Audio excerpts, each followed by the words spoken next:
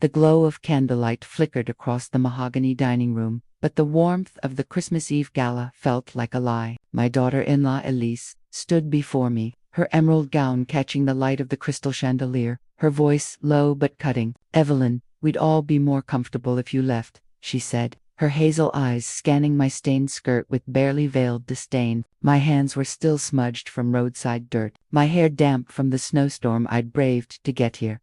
If you're watching this on her side, you know that moment, the one where your heart cracks under the weight of rejection. Please hit subscribe and share where you're watching from in the comments. Let me rewind and tell you how a 66-year-old widow named Evelyn Harper ended up ostracized at the grandest Christmas party in Newport, Rhode Island, only to find that a stranger's broken-down car would change my life forever. 4 months ago, I was living in a small condo in Providence, stretching my librarian's pension to cover the bills. My husband, Thomas, had passed 7 years earlier, leaving me with memories and a modest savings that kept me afloat, but far from luxurious. My son, Daniel, called one humid August evening, his voice hesitant, like he was choosing his words carefully. "Mom, Elise's family invited you to their Christmas gala," he said. "They want to really include you this time." I should have been overjoyed. Elise, Daniel's wife of 5 years, had kept me at a distance since their engagement, her politeness a thin mask over judgment. The Langstons were Newport royalty, old money, older traditions, and a clear disdain for people like me, who shopped at thrift stores and mended their own curtains. Their annual gala was legendary, a showcase of wealth and status. "That's wonderful, Daniel," I said, though his cautious tone made me wary. "Why the change?" "Elise's grandmother, Lillian, has been pushing for family unity," he said, pausing. "Just dress the part, okay? They care about appearances." I knew what he meant. Elise moved through life like a Vogue cover, all tailored silk and perfect highlights, while I clipped coupons and cut my own hair. But this was my chance to bridge the gap, to show I belonged in Daniel's new world. I said yes, not knowing that a snowy roadside encounter would expose the Langstons' true feelings about me. My relationship with them had been strained from the start. Daniel met Elise during his MBA at Brown, and her first visit to my condo was a masterclass in discomfort. She'd surveyed my mismatched furniture with a tight smile, saying, "It's charmingly simple." I'd tried to connect baking her favorite lemon tarts, asking about her charity work, but she'd pegged me as Daniel's unrefined mother, and no effort changed that. Their wedding, held at the Langstons' cliffside mansion, had cost more than my life's savings. I'd worn a second-hand sapphire dress, feeling like a sparrow among swans. Elise's mother, Catherine, introduced me as Daniel's mother from Providence, never my name, as if I were an obligation. Lillian, the grandmother, stood out regal at 75, with sharp gray eyes that seemed to catalog every detail. "Your grandmother seems perceptive," I'd said to Elise during the reception. "She's old school," Elise replied, her tone clipped. "She lets Dad run the show." The word "lets" struck me as odd, but I brushed it off. After the wedding, Daniel and Elise settled in Newport, and our contact dwindled. Brief calls, rare visits. At their dinners, I sat at the table's edge, listening to talk of private islands and art auctions. My stories about library programs met with polite nods. Daniel tried to include me. "Mom, tell them about your book drives," but Elise's subtle dismissals always prevailed. So, when Daniel called about the gala, I was stunned. Maybe Lillian was softening the family's edges. Maybe Elise was ready to accept me. I should have seen the invitation as a trap. The week before the gala, I prepared like it was my last chance to prove myself. I spent 3 days scouring consignment shops, finding a deep teal gown marked down from $300 to $90. It wasn't designer, but it draped elegantly. I bought heels that pinched and a clutch to match, rehearsing small talk in my mirror to deflect questions about my modest life. Daniel called twice, his voice tight. "Mom, stick to safe topics. Elise is stressed about the gala. Her parents' investors are coming." "I've handled conversations before, Daniel," I said, hiding my nerves. "I'll be fine." But his warning lingered. "Don't embarrass us." I asked my neighbor, Mrs. Rivera, to feed my cat. "Fancy party?" she asked, her eyes warm. "The fanciest," I said. "Daniel's in." "My shot to belong." "You're already enough, Evelyn," she said, patting my arm. "They'd be lucky to see it." But being myself hadn't worked for 5 years. I went to bed early, alarm set for 7 a.m. The gala started at 3 p.m. And I'd planned every step here at 8:30, dress pickup at 10:30, arrived by 2:45. I fell asleep imagining Elise's surprised when I walked in, poised and polished. I should have checked the forecast. Christmas Eve dawned with a blizzard. Snow piling against my windows, a travel advisory blaring on my phone, the salon cancelled due to blackouts, and the tailor's shop was snowed in. By 11 a.m., I sat in my robe, watching the storm bury Providence, wondering if the gala would happen. Daniel called at 12:15. "Mom, you still coming? The roads are rough." Elise's voice cut through. "Tell her it's still on. Everyone's here. Everyone but me." The sting of being the only one fighting the storm hit hard. "I'll be there," I said, resolute. I pinned my hair into a shaky chignon and applied makeup with unsteady hands. The teal gown fit perfectly, but my old wool coat looked out of place. I left at 1:45, driving slowly through snow-choked streets. The roads were slick, but I stayed focused, my hatchback's wipers barely keeping up. On the coastal road to Newport, I saw her, an older woman beside a stalled Mercedes, snow-dusting her cashmere coat, no scarf, her silver hair catching the wind. I could have driven past. I was already late, and stopping would ruin my appearance, but leaving her stranded felt wrong. I pulled over and lowered my window. "Need help?" She turned, her face striking 80, with high cheekbones and eyes like polished steel. "It just died," she said, her voice calm despite the cold. "No warning." "Let me look," I said, stepping out. Snow soaked my coat, and my heels sank into slush. I wasn't a mechanic, but Thomas had taught me enough. Under the hood, I spotted it. "Loose battery cable," I said over the wind. "The terminals just rattled loose from the cold. Do you have a coin? A quarter will work to tighten the clamp." "A coin?" she asked, eyebrow raised. "The edge is perfect for turning the wingnut in a pinch," I said, smiling through chattering teeth. She handed me a quarter from her bag, and I used it to secure the cable, my dress now streaked with grime, my hands black with dirt. "You're ruining that gown," she said, watching me work. "Helping someone matters more than looking perfect," I replied. "Try starting it." The engine purred. She smiled, a warmth breaking through her reserve. "You're a rare one. Where are you headed, dressed like that?" "Christmas gala," I said vaguely. "My son's in big event. You stopped for me, knowing you'd be late." Her eyes softened. "That's remarkable." I shrugged, brushing snow from my sleeves. "Couldn't leave you out here. Family parties happen yearly, but kindness stays with you." Her gaze lingered, as if measuring me. "Go to that gala," she said firmly. "If they judge you for this, they're not worth your time." She handed me a card, gold embossed, Lillian Langston. I slipped it into my clutch, a small, hard rectangle of proof that this encounter had been real. My heart stopped. "You're Elise's grandmother," I whispered. Her eyes twinkled. "And you're Evelyn Harper, Daniel's mother. I've been curious about you." "I didn't know," I stammered. "I'm sure you didn't," she said, her tone layered. "Let's get to that gala. It'll be revealing." Following Lillian's Mercedes through the snow, I grappled with the irony. I'd spent years chasing the Langstons' approval, only to meet their matriarch by chance, looking like a wreck. The estate loomed, its windows glowing, holly wreaths framing every door. Valets took our cars, one eyeing my battered hatchback with surprise. "Mrs. Langston," he said to Lillian, startled, "we thought the storm delayed you." "I drove myself," she said, then waited as I stepped out. My gown, a mess of snow and grease. The foyer's marble gleamed under a chandelier. My reflection in a mirror was grim hair limp, makeup smudged, coat dripping. Catherine Langston descended the staircase, her silk gown rustling, and froze. "Evelyn, this is surprising."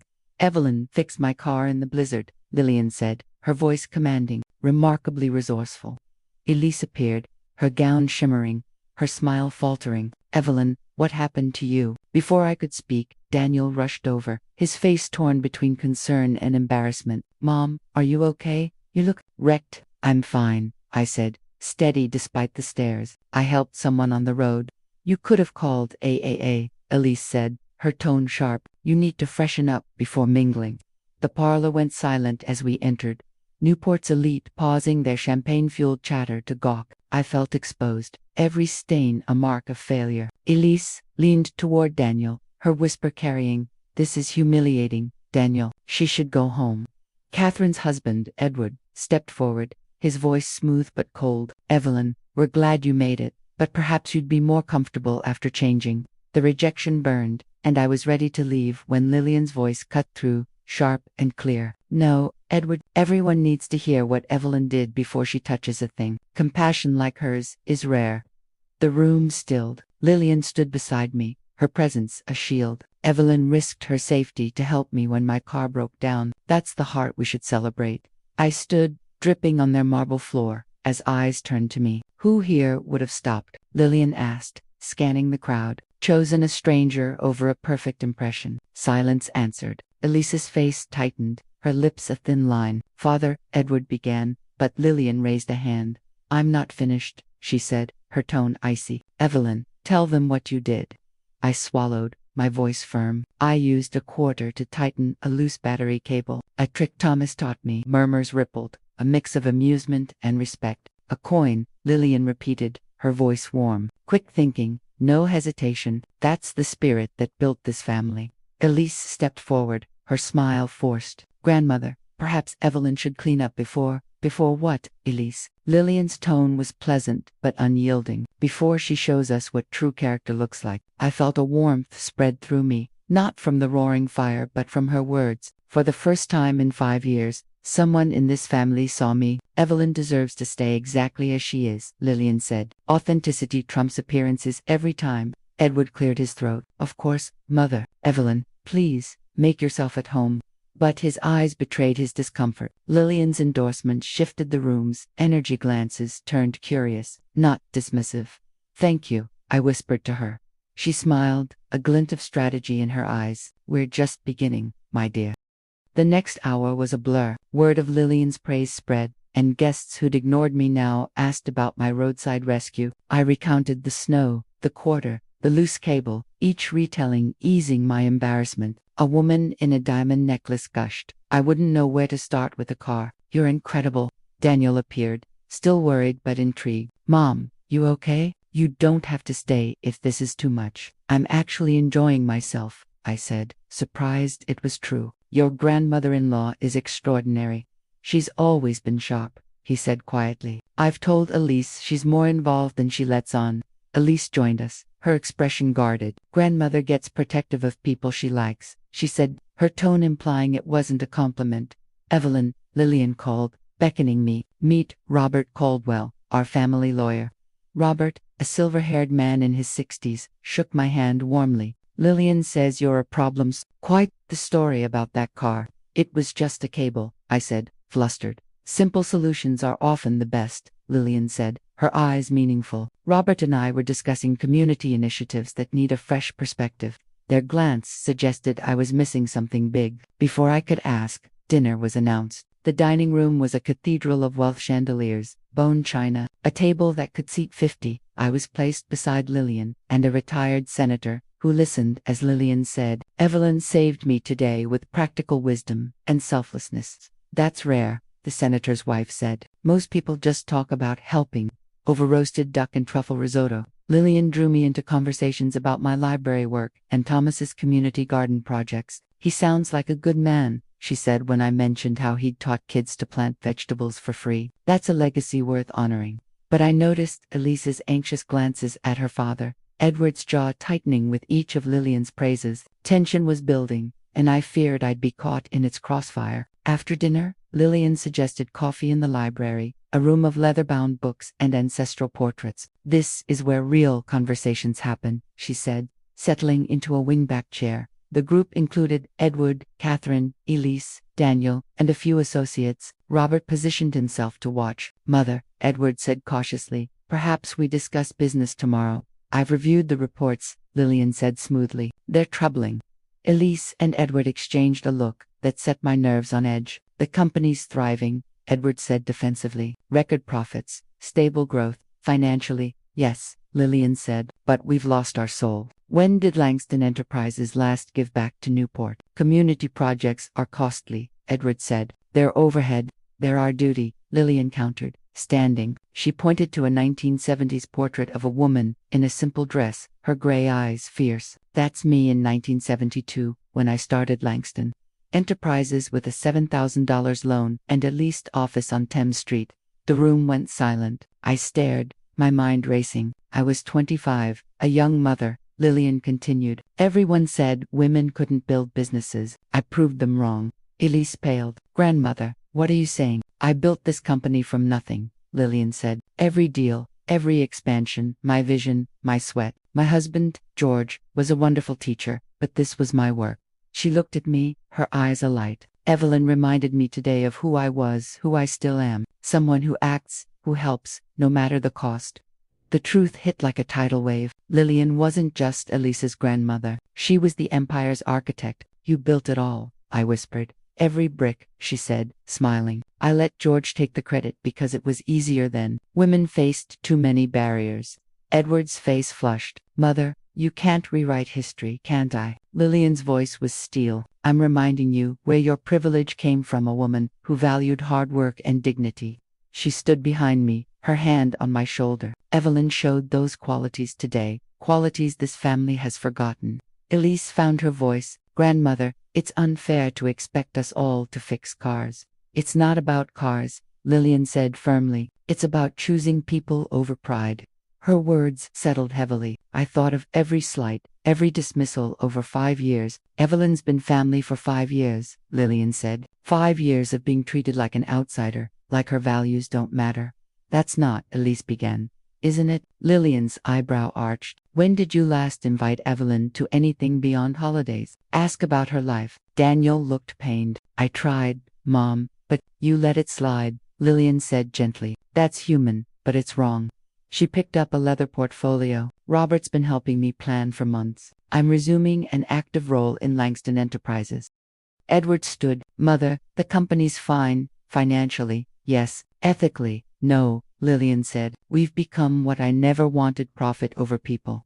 The room buzzed, but Lillian silenced it. Evelyn, she said, her eyes sparkling, I have an offer for you. My heart raced. I'd like you to join Langston Enterprises as a consultant for community impact, she said. 6-month trial, $80,000, with a path to a permanent role. The room gasped. Lillian, I don't understand, I said. It's simple, she said. You understand people. You act without hesitation. We need that to rediscover our values. This is absurd, Edward snapped. You can't create jobs based on roadside fixes. Lillian's gaze was ice. Under your leadership, employee morale is at 30%. Community programs are non-existent. Evelyn is what we need. She turned to me. You'd build partnerships, lead outreach, and foster a culture of care. You'd work with me. My mind spun. Hours ago, I'd feared rejection. Now, I was offered a chance to reshape a legacy. I'm no consultant, I protested. You know people and problems, Lillian said. That's what matters. Elise's voice was strained. Grandmother, this is sudden. Evelyn needs time. No, I said, surprising myself. I'll take the trial. The words felt right. This wasn't just a job, it was purpose. Lillian beamed. Robert, draft the contract.